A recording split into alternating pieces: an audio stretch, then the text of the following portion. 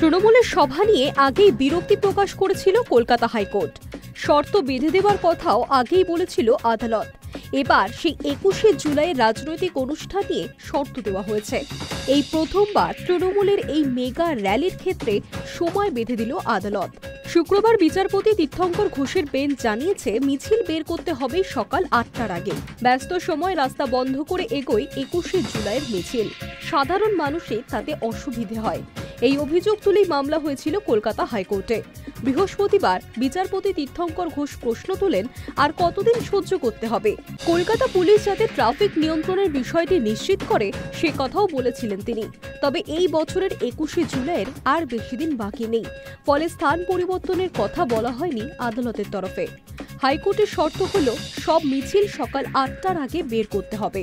সকাল ৯টা থেকে সকাল ১১টা পর্যন্ত যাতে কোনো যানজট না তৈরি হয় সেদিকে নজর দেওয়ার নির্দেশ দেওয়া হয়েছে। বিশেষত হাইকোর্টের কাছে মধ্য কলকাতার ৫ কিলোমিটারের মধ্যে যেন যানজট না হয় তা দেখতে হবে পুলিশ কমিশনারকে। সকাল ১১টার পর ফের মিছিল বের হবে বলে নির্দেশ দেওয়া হয়েছে।